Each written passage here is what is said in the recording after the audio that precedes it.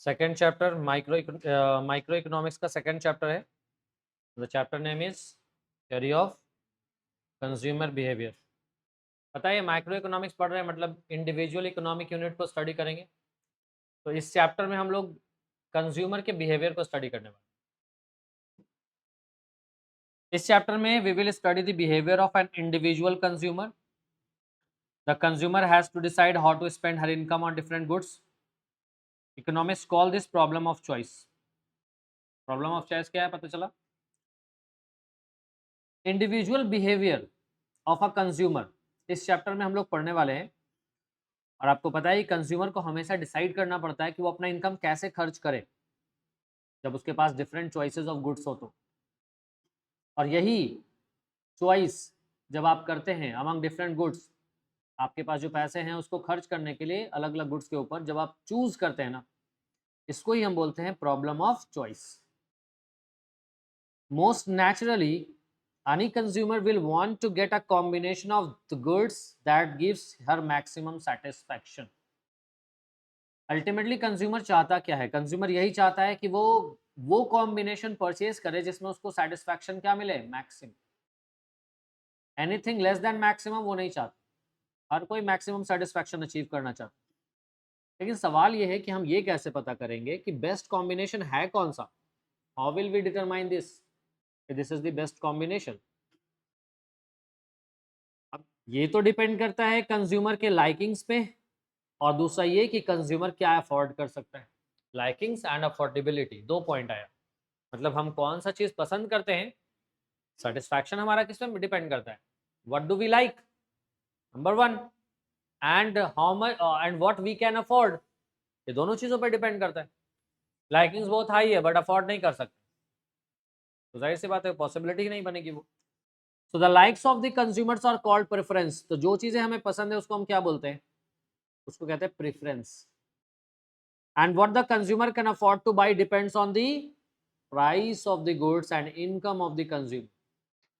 तो जहां एक तरफ बात हो गया कि कंज्यूमर को क्या पसंद है, ये उसका प्रेफरेंस कहलाएगा, और कंज्यूमर क्या अफोर्ड कर सकता है, ये दो चीजों पर डिपेंड करता है कि गुड्स का प्राइस कितना है और कंज्यूमर का इनकम कितना है। दोनों चीजों पर डिपेंड करता है। इस चैप्टर में हम लोगों ने दो डिफरेंट अप्रोच को पढ़ना है।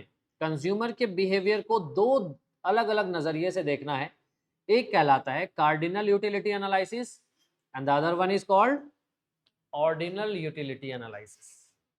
क्या है ये आगे का पोर्शन है, हम लोग पढ़ेंगे इसके बारे में। स्टार्टिंग में कुछ प्रिलिमिनरी नोटेशंस और एजम्पशंस बता दिए गए हैं कि कंज्यूमर होता क्या है। कंज्यूमर जनरली कंज्यूम करता है दो गुड्स नहीं, बहुत सारे गुड्स कंज्यूम करता है। तो कहते हैं कि आप सिर्फ दो ही गुड्स कंज्यूम करते हैं, क्या ये रियलिटी है? नहीं। As a consumer we consume many goods. लेकिन अगर हम किसी कॉन्सेप्ट को सिंपल तरीके से समझना चाहते हैं तो we shall consider the consumer choice problem in a situation where there are only two goods. कितना गुड्स लेके पढ़ने वाले? पहला assumption। रियल सिचुएशन तो ये है कि as a consumer we buy and we want to have many different types of goods. But concept सीखने के लिए हमने अपने प्रेफरेंस को कितने गुड्स तक रेस्ट्रिक्ट करा है? Two goods. ठीक है, आगे चलते हैं। अब यहाँ पे वो दो गुड्स का एग्जांपल भी ले लिया गया, बनाना और मैंगो। आप कोई और भी एग्जांपल रख सकते हो, no issue. Any combination of the amount of the two goods will be called consumption bundle या बंडल। बंडल का मतलब क्या है? Various combinations of two goods क्या कहलाएगा? कंजम्पशन बंडल या सिर्फ बंडल। मीनिंग पता चला? What do you mean by bundle या what do you mean by consumption bundle? The various combination of two goods is known as bundle या consumption bundle.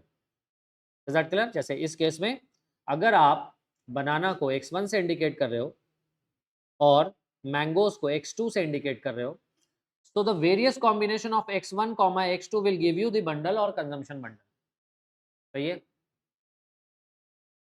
जैसे मान लीजिए लिखा है 5 10, तो इसका मतलब यह है कि 5 bananas 10 mangoes. The combination is 5 bananas 10 mangoes. Consumption bundle समझ आ गया?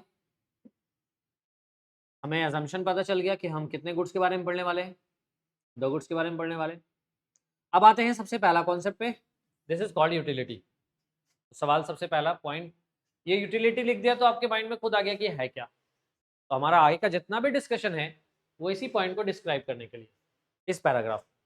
सो consumer usually decides his demand for a commodity on the basis of utility that he derives from it. हम कोई भी चीज जो खरीदते हैं, जो खरीदना चाहते हैं, ये किस बात पर डिपेंड करता है? ये डिपेंड करता है कि हमको उस गुड्स से, उस सर्विसेज से कितना सेटिस्फैक्शन मिलेगा, है ना। यही यानी हर गुड्स और सर्विस के अंदर वांट सेटिस्फाई करने का पावर है ना। So this power is known as utility. तो want satisfaction power of a goods and service is known as utility. Clear है? So what is utility? Utility of a commodity is its want satisfying capacity. Clear है? एक line में define कर दिया। कोई पूछ लेगा यूटिलिटी क्या है? इकोनॉमिक्स में यूटिलिटी का मतलब है want satisfying power of a goods और सर्विस। Is that clear? आगे चलते हैं। The more the need of a commodity or the stronger the desire to have it, the greater is the utility derived from the commodity. Satisfaction का जो level है ना, यानी किस चीज से हमें कितना सेटिस्फैक्शन मिलेगा, ये डिपेंड करता है कि हमारी जरूरतें क्या है और उस जरूरत को पूरा करने का अर्जेंसी कितना है। दोनों पे डिपेंड करेगा। जैसे खाना पीना हमारी जरूरत है ना, बट भूख नहीं लगा हुआ है, फिर भी तुम कुछ खा रहे हो तो उतना सेटिस्फैक्शन मिलेगा क्या? लेकिन भूख लगा हुआ है, अब वो कोई चीज खा रहे हो वहां पे, तो वहां पे सेटिस्फैक्शन क्या होगा? ज्यादा होगा। तो एक तो है हमारी जरूरत और दूसरा है उस जरूरत की अर्जेंसी, कि कितना जल्दी पूरा करना है उसको। इन दो चीजों पे डिपेंड करता है क्या? यूटिलिटी। अब कह रहे हैं यूटिलिटी इज सब्जेक्टिव।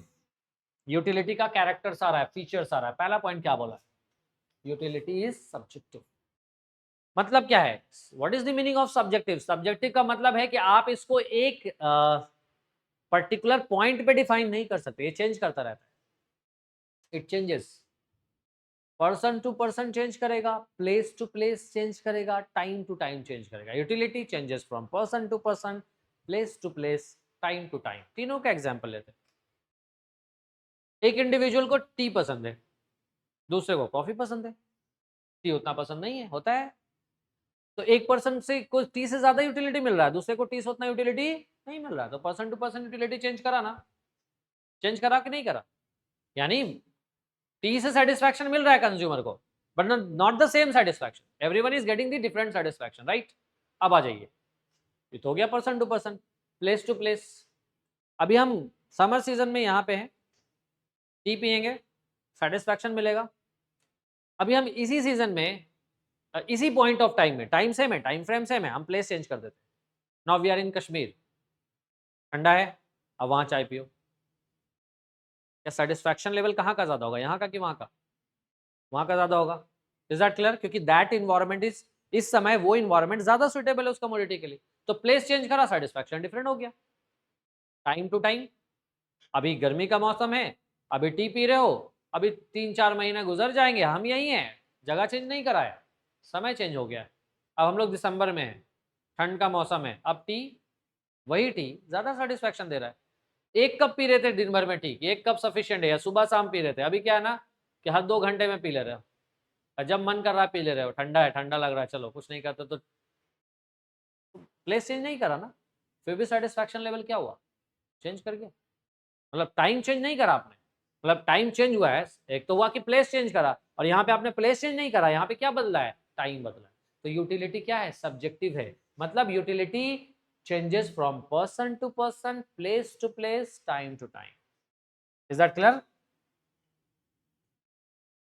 अब आते हैं different individual can get different levels of utility from the same commodity. उसी का एग्जांपल यहां पे आया होगा।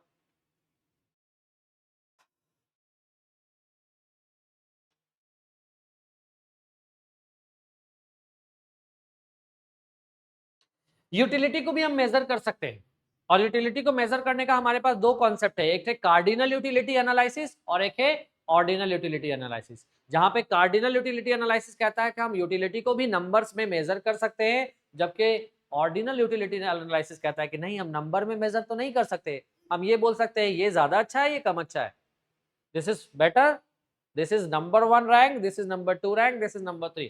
We can rank our order of preferences.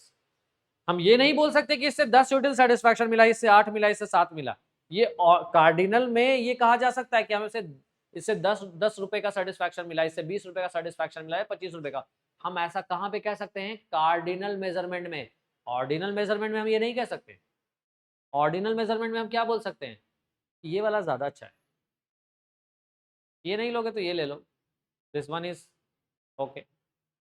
First, second, we are ranking our preferences. इसको बोलते हैं ऑर्डिनल यूटिलिटी एनालिसिस. ठीक है. एक और पॉइंट है, utility depends on urgency. Utility किस पे डिपेंड कर रहा है? अर्जेंसी पे डिपेंड कर रहा है. मतलब कि अगर हमें किसी चीज का अर्जेंट नीड है ना, तो उससे मिलने वाला सेटिस्फैक्शन लेवल भी ज्यादा होगा. और अगर अर्जेंट नीड नहीं है ना, तो उससे मिलने वाला सेटिस्फैक्शन लेवल कम होगा. सेम एग्जांपल लेते हैं हम. मान लीजिए आपका एग्जाम टाइम पीरियड आने वाला है, you are about to go for the exam. तो आप जितनी स्टेशनरी की चीजें हैं वो आपके लिए ज्यादा सेटिस्फैक्शन देंगी ना. स्टेशनरी, पेन, स्केल्स वगैरह वगैरह, क्योंकि एग्जाम में काम आना है इसका. You will by this early, right? और इससे ज्यादा सेटिस्फैक्शन मिलेगा ना. अब सेम सिचुएशन है. अभी क्या होना कि गर्मी का छुट्टी अनाउंस हो गया है. अब आप क्या चाहोगे? अब आप चाहोगे एंटरटेनमेंट की चीजें ज्यादा परचेज करो. Why? Because the need is different now. Utility depends on urgency. अभी अर्जेंट नीड नहीं है, एग्जाम आने वाला 2-3 महीना बाद आएगा. अभी तो छुट्टी आ रहा ना, तो पहले छुट्टी एंजॉय करेंगे. तो अर्जेंसी पे डिपेंड करेगा. आप मार्केट गए हो, कपड़े खरीदने हैं, ठीक है, खरीदने गए कपड़ा, अब लग गया है 2-3 दुकान ट्रेवल करे, अब भूख तेज का लग गया है. तो अब तुम बोलोगे कि नहीं हम कपड़ा ही खरीदेंगे, पहले बोले पहले खाना खाएंगे. So the need of the food was urgent right now. तो अभी आपका जो पुराना नीड था जिसके लिए मार्केट ट्रेवल करके गए हो, उसको साइड रखोगे, पहले खाओगे, उसके बाद फिर जाके मार्केटिंग करोगे. So utility depends on urgency. Utility subjective है, यूटिलिटी मेजरेबल है, यूटिलिटी अर्जेंसी पे डिपेंड करता है. Is that clear? आगे चलेंगे. अब आइए cardinal utility analysis. Cardinal utility analysis क्या है? यानी यूटिलिटी को मेजर करने का दो कॉन्सेप्ट है, एक है ऑर्डिनल और दूसरा है कार्डिनल. अब ये कार्डिनल यूटिलिटी एनालिसिस क्या है? पीछे का गेट सही करना. तो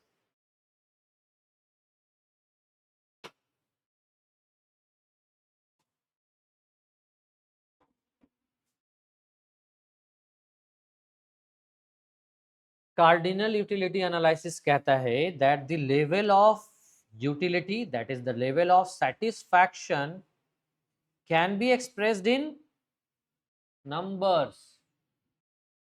ये कॉन्सेप्ट क्या कह रहा है कि हम यूटिलिटी को किस में एक्सप्रेस कर सकते हैं? नंबर्स में. For example, we can measure the utility derived from a shirt and say that this shirt give me 50 units of utility. कह सकते हैं कि 50 यूनिट्स ऑफ यूटिलिटी मिल रहा है. अब देखो यहां पे एक वर्ड यहां पे यूज हुआ कि 50 यूनिट्स यूटिलिटी मिला. मेरा वेट 50 केजी है. KG is the unit weight measure करने के लिए. अभी सेटिस्फैक्शन के लिए भी कोई यूनिट होना चाहिए, है ना? तो सेटिस्फैक्शन को मेजर करने के लिए अकॉर्डिंग टू कार्डिनल यूटिलिटी में जो यूनिट है उसको बोलते हैं यूटिल्स. क्या बोलते हैं? यूटिल्स. मतलब कोई कह सकता है कि हमको चाय पी के 50 यूटिल सेटिस्फैक्शन मिला है. One can say that. What is utils here?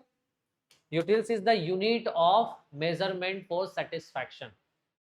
और ये बात ध्यान रखिएगा कि ये जो है ना सिर्फ कॉन्सेप्चुअल पॉइंट है, यूनिवर्सली एक्सेप्टेड नहीं है. जैसे कि आप देखेंगे कि वेट का कुछ ना कुछ मेजरमेंट यूनिवर्सली एक्सेप्टेबल है. आप पढ़ते हैं, फिजिक्स में पढ़ा होगा आपने कि भाई ये जो है SI यूनिट है ना? तो कोई स्टैंडर्ड इंटरनेशनल यूनिट नहीं है ये.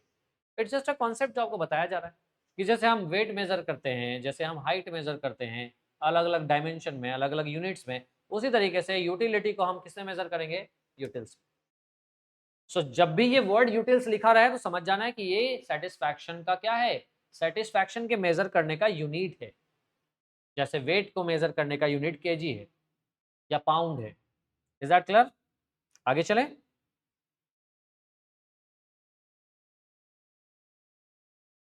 अब देखो हम इसके आगे बढ़ें इससे पहले हम लोग यूटिलिटी के भी कुछ डिफरेंट कॉन्सेप्ट्स को पढ़ लेंगे। एक है कहला रहा है टोटल यूटिलिटी और दूसरा कहला रहा है marginal utility. Total, marginal. Utility का अगर कोई वर्ड तुम रिप्लेस करना चाहो तो तुम क्या लिखोगे? टोटल सेटिस्फैक्शन, मार्जिनल सेटिस्फैक्शन, नहीं बोलोगे ना। तो टोटल यूटिलिटी क्या है?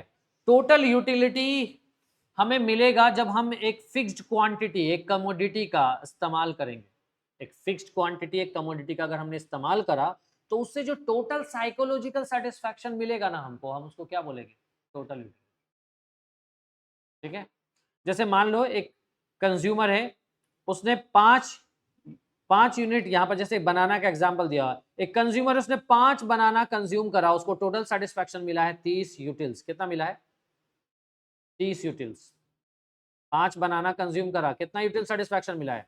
30 यूटिल्स। जबकि उसने 4 बनाना कंज्यूम करा था तो उसका सेटिस्फैक्शन था 28 यूटिल्स, 28 यूटिल्स। 3 बनाना कंज्यूम किया था तो और कम था। जाहिर सी बात है ना। होता क्या है कि भूख लगा हुआ है, पहला रोटी खाएंगे सेटिस्फैक्शन मिलेगा, दूसरा खाएंगे सेटिस्फैक्शन और बढ़ेगा, तीसरा खाएंगे और बढ़ेगा, बढ़ता जाएगा। तो टोटल सेटिस्फैक्शन का मतलब, टोटल यूटिलिटी का मतलब क्या है? टोटल यूटिलिटी का मतलब है कि एक सर्टेन लेवल यूनिट्स अगर हमने गुड्स का कंज्यूम कर लिया तो जो टोटल साइकोलॉजिकल सेटिस्फैक्शन प्राप्त हुआ ना, that is called total utility. अब इसको डिफाइन कैसे करेंगे?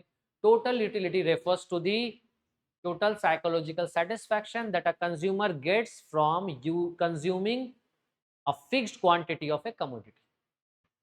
एक कमोडिटी का एक फिक्स्ड क्वांटिटी कंज्यूम करने पे जो टोटल साइकोलॉजिकल सेटिस्फैक्शन मिला है कंज्यूमर को, उसको हम कहेंगे टोटल यूटिलिटी।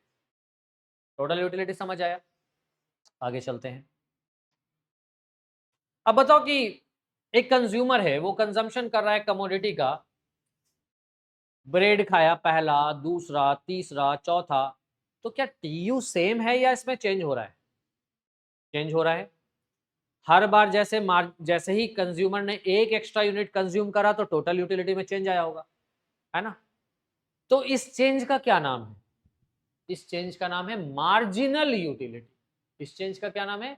Marginal utility. जब एक कंज्यूमर किसी कमोडिटी का एक एक्स्ट्रा यूनिट कंज्यूम करता है तो उस एक्स्ट्रा यूनिट के कंज्यूम करने से टोटल यूटिलिटी में जो चेंज आता है ना, उस चेंज को हम बोलते हैं marginal utility. Is that clear? याद रखिएगा, जब भी टोटल और मार्जिनल का कॉन्सेप्ट आएगा तो मार्जिनल का मतलब ही होता है चेंज। यहां पे यूटिलिटी आया तो चेंज इन टोटल यूटिलिटी। किसमें चेंज देखना है? टोटल यूटिलिटी में चेंज। और टोटल यूटिलिटी में चेंज क्यों हुआ? क्योंकि कंजम्पशन बढ़ा है, कंजम्पशन में चेंज आया है। जब भी हम कमोडिटी का कंजम्पशन बदलेंगे तो क्या होगा? टोटल यूटिलिटी चेंज करेगा। So here marginal utility is the change in total utility due to consumption of one additional unit of a commodity। जब आप एक एक्स्ट्रा यूनिट कमोडिटी का कंज्यूम करोगे तो उससे टोटल यूटिलिटी में जो चेंज आएगा उसको बोलेंगे मार्जिनल यूटिलिटी। तो टीयू पता चला, एमयू पता चला। Is that clear? आगे बढ़ते हैं। नो हियर इन दोनों के बीच थोड़ा सा रिलेशन देख लीजिए आप, और इस रिलेशन को समझने के लिए यहाँ पे शायद में भी कोई टेबल दिया है। यहाँ देखो एक टेबल दिया हुआ है। अब यहाँ पे हम ना यूनिट्स ऑफ ब्रेड, इसको ब्रेड का नाम दे रहे हैं। पहला ब्रेड कंज्यूम करा तो टोटल सेटिस्फैक्शन कितना है? दूसरा ब्रेड पे 18, तीसरा ब्रेड पे 22, चौथे ब्रेड पे 24, पांचवें ब्रेड पे भी 24 और छठे ब्रेड पे कितना है? 22। ठीक है, अब हमें मार्जिनल निकालना है। ये तो टोटल सेटिस्फैक्शन मिल गया ना। अब इधर आ जाइए, मार्जिनल निकालना है हमको। क्या करेंगे? चेंज निकालेंगे ना। तो पहला का तो 12 माइनस 0 कितना होगा? 18 माइनस 12 कितना होगा? 22 माइनस 18 कितना होगा? 24 माइनस 22 कितना होगा? 24 माइनस 24 कितना होगा? और 22 माइनस 24 कितना होगा? ये है हमारा marginal utility, marginal satisfaction. Is that clear?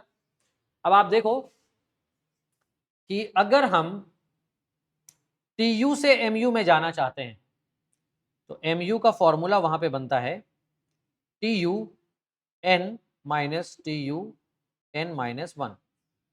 ये हमने जनरल इक्वेशन लिखा, अभी इसको छोड़ो, भूल जाओ कि ये क्या लिखा हुआ है। हम मान लो पहला यूनिट का M1 का MU1 निकालना चाहते हैं, यानी फर्स्ट यूनिट का मार्जिनल यूटिलिटी निकालना चाहते हैं। तो हमको क्या करना होगा, फर्स्ट यूनिट का टोटल यूटिलिटी डालना पड़ेगा, जो कि कितना है 12 है ना, और उससे पहले वाले यूनिट का टोटल, उससे पहले तो कोई कंजम्पशन ही नहीं, तो सेटिस्फैक्शन 0 है, तो 12 माइनस 0 कितना हो गया, ये सही है। और अगर हमें MU2 निकालना है तो बताओ क्या लिखोगे, MU2 निकालना है क्या लिखोगे बोलो, MU3 निकालना है तो क्या लिखोगे तुम, सही है ना। अब ये तो तुमने यहां से तो निकाल लिया, कैलकुलेशन तो कर लिया, लेकिन अगर आपको कहा जाए कि एक फॉर्मूला दे दो तो हम यही फॉर्मूला देंगे ना। अगर हमको MUN निकालना है, n का वैल्यू 1 रख दो, यहां भी 1 हो जाएगा, यहां 0 हो जाएगा, TU1 माइनस TU0। MU2 निकालना है तो TU2 माइनस TU1। MU3 निकालना है तो TU3 minus MU3, TU3 minus TU2, निकल गया। तो जनरल फॉर्मूला आ गया ना, ये पता चला कि टोटल यूटिलिटी से अगर हमें मार्जिनल यूटिलिटी निकालना है तो वी हैव दिस फॉर्मूला, ठीक है। अब देखो कई बार ऐसा होगा ना कि सारा का सारा वैल्यू आपको ना दिया रहे, इट इज नॉट पॉसिबल कि ऐसा ही दिया रहा है कि पहला ब्रेड खाए, दूसरा खाए, तीसरा खाए, चौथा खाए। हो सकता है आपके पास क्वेश्चन में आपसे टेस्ट करने के लिए कह दे कि आपने 3 ब्रेड कंज्यूम करा और आपका सेटिस्फैक्शन 18 यूटिल है, और उसके बाद आपका 5 ब्रेड कंज्यूम हुआ और आपका टोटल सेटिस्फैक्शन जो था वो 24 यूटिल्स था। तो MU बताइए, MU बताइए, what will be the MU। अब यहाँ पे ये फॉर्मूला लगेगा क्या, लगेगा क्या, ये फॉर्मूला आप लगाएंगे जब कंटिन्यूअस कंजम्पशन है। अगर कंटिन्यूअस कंजम्पशन नहीं है, जैसे कि इस सिचुएशन में चौथे ब्रेड का तो दिया ही नहीं है, तीसरे के बाद सीधे 5वें ब्रेड का दिया हुआ है, और हमसे कह रहा है कि मार्जिनल यूटिलिटी निकालें। अगर ऐसा सिचुएशन है कि जहां पे आपको नहीं दिया है कंटिन्यूअस कंजम्पशन और आपसे मार्जिनल यूटिलिटी पूछ रहा है, तो कैसे निकालेंगे, तब उसके लिए फॉर्मूला यूज होगा, marginal utility is equal to change in total utility by change in quantity. कौन सा फॉर्मूला यूज करेंगे, change in TU by change in Q। Change in TU में कितना चेंज है, 18 से 24 हुआ, 6 यूनिट का चेंज है, और क्वांटिटी 3 से 5 हो गया, कितना का चेंज है, तो 3 6 बाई 2 कितना हो गया, 3 यूटिल्स। MU कितना हो गया, 3 यूटिल्स। यानी बीच के जितने यूनिट है ना सबका एवरेज ले लेंगे, सिंपल। यानी ये मान लेंगे कि तीसरा के बाद चौथा जब कंज्यूम किया था तो 18 4 22, 18 3 21 हुआ, और फिर चौथे के बाद पांचवा कंज्यूम किया तो 21 3 24 हो गया, यानी एवरेज ले लिए, ठीक है। Is that clear everyone. तो टोटल यूटिलिटी समझ में आया, when a consumer consumes a fixed amount of a certain commodity, then the total satisfaction, total psychological satisfaction that he gains from consumption is known as total utility. And when he increases the consumption of one more unit of a commodity, then the change in total utility will be termed as marginal utility. समझ गए, लिख लेंगे।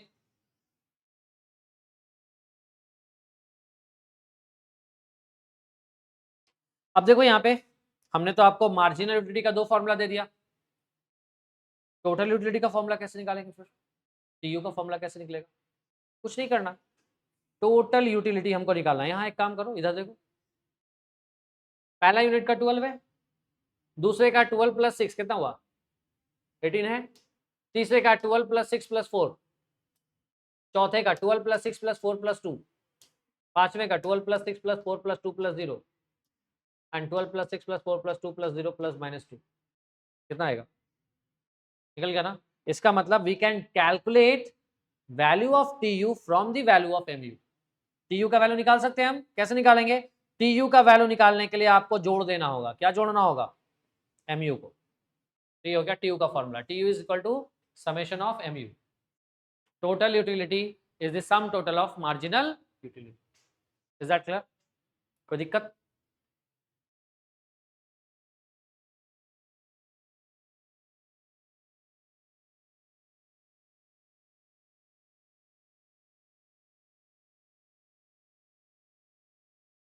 अब इस table को आप analyse करिए, यहां पे क्या दिख रहा है आपको, MU में क्या सिनेरियो है, लगातार घट रहा है, लगातार डिक्लाइन कर रहा है, 0 भी हुआ, नेगेटिव भी हुआ, तो इसको हम एक लॉ, ये जो फेनोमेना है ना, इसको कहा जाता है law of diminishing marginal utility. MU घटता चला गया ना, एमयू क्या हुआ, घटता चला गया। इसी को जो नाम दिया गया है इकोनॉमिक्स में, वो कौन सा लॉ है, यानी मार्जिनल यूटिलिटी, एडिशनल सेटिस्फैक्शन आपका हमेशा क्या होगा, घटते हुए दर में होगा, घटता चला जाएगा। लेकिन कब, जब आपका कंजम्पशन कॉन्टिन्यूअस हो, जब आपका कंजम्पशन क्या हो, और जब आपका कंजम्पशन स्टैंडर्ड यूनिट में हो। कंजम्पशन कॉन्टिन्यूअस का मतलब क्या है, मान लो तुमको भूख लगा हुआ है, ठीक है, आपने पहला ब्रेड खाया, फिर दूसरा खाया, फिर तीसरा खाया, तो पहला से ज्यादा सेटिस्फैक्शन मिला, दूसरे से कम, तीसरे से कम, कमता चला जाएगा। यही वजह है कि 4-5 के बाद हो गया, वी आर नाउ फुल। अगर ऐसा नहीं होता, पहला से ज्यादा मिलता, दूसरा से और ज्यादा मिलता, तीसरा, समझ लो क्या होता, खाने बैठते तो खाते ही चले जाते, रुकते ही नहीं। पता है ऐसा रियलिटी में ऐसा ही होता है। अब ये तो कहा कंटिन्यूअस कंजम्पशन है, तो सेटिस्फैक्शन लेवल क्या है, हर अगले यूनिट का पिछले यूनिट से क्या है, कम है। एडिशनल सेटिस्फैक्शन मतलब मार्जिनल यूटिलिटी इस यूनिट का पिछले यूनिट से कम होगा, हर अगले यूनिट का पिछले यूनिट से कम होगा। यही कह रहा ना ये लॉ। अब आपने सुबह में एक रोटी खाया और शाम में एक रोटी खाया, शाम में ज्यादा भूख लगा था, तो सेटिस्फैक्शन ज्यादा कहाँ मिलेगा, शाम में मिलेगा। तो अब तो बोलोगे कि सर यहाँ तो लॉ लगा नहीं। ये लॉ कब ऑपरेट होता है, when the consumption is continuous.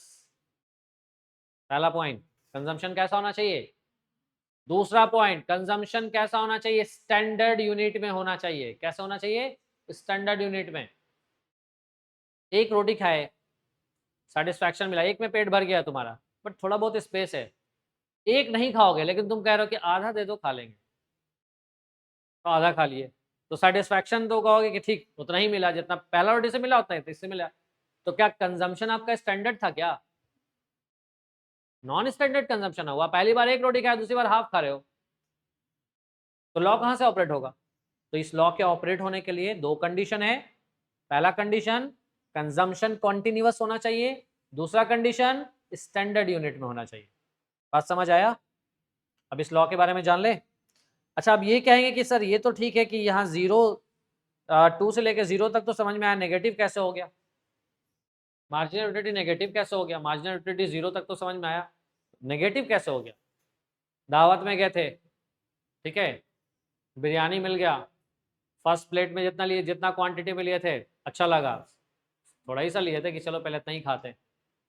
फिर दूसरा प्लेट लिए, उससे भी सेटिस्फैक्शन मिला है, बढ़ा ही आपका टोटल सेटिस्फैक्शन, एमयू घटा लेकिन फिर भी टीयू बढ़ रहा है, अच्छा ही लग रहा है, वो पेट भर चुका है, लेकिन मन नहीं भरा है, होता है ना, पेट भर गया मन नहीं भरा है, तो तुमने एक और प्लेट ले लिया, खा तो लिया किसी भी तरीके से, बट अब हो गया है बदहजमी, क्योंकि ओवर चला गया, अब अच्छा फील नहीं हो रहा, अब सोच रहे बेकार खा लिया।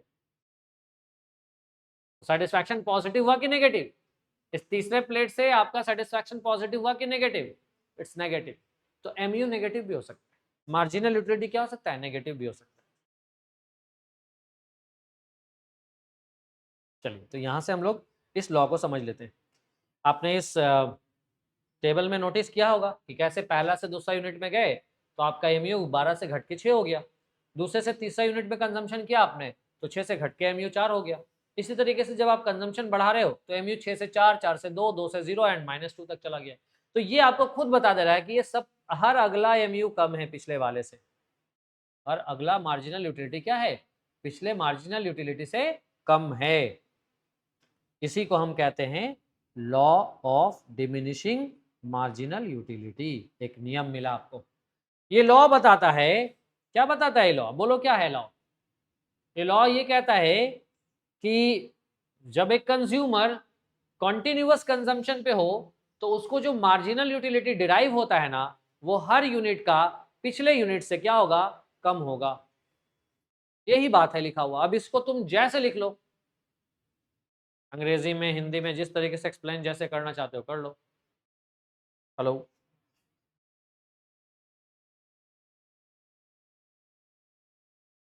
हेलो, हाँ कौन,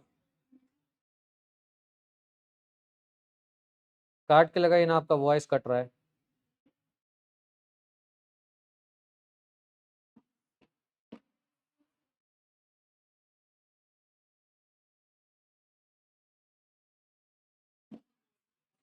हेलो,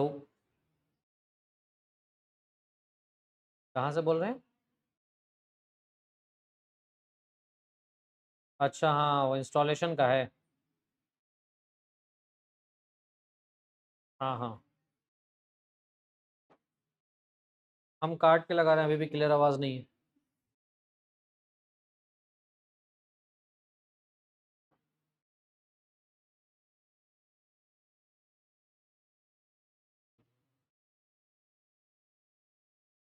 हेलो, हाँ, अब आवाज़ ठीक आ रहा है, बोलिए।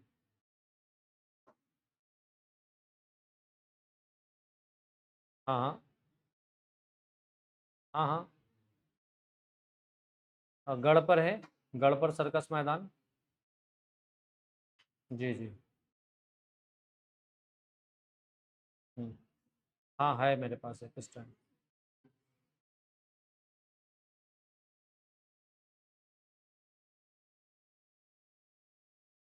अच्छा, इंस्टॉलेशन चार्जेस भी लगेगा?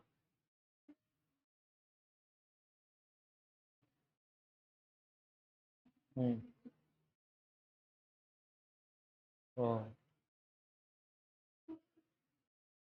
अच्छा, तो ठीक है, अभी आए आप उसको टेबल पर भी सेट। आप पहले आइए, आइए।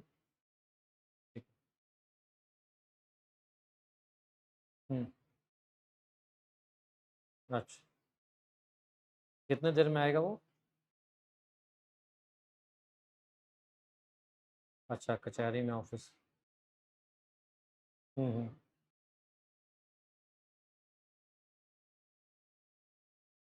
अच्छा अच्छा। अच्छा, ठीक है, उसको लेके आने बोलो। हम्म।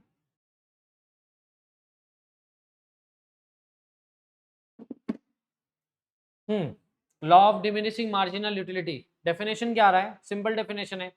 ये लॉ ये बता रहा है दैट कि marginal utility from consuming each additional unit, यानी हर अगला यूनिट से मिलने वाला मार्जिनल सेटिस्फैक्शन, मार्जिनल यूटिलिटी क्या करेगा? डिक्लाइन करेगा, कम हो। सही है ना? एज इट्स कंजम्पशन इंक्रीजेस, जैसे जैसे आप इसका कंजम्पशन बढ़ाओगे एमयू क्या होगा? घटेगा।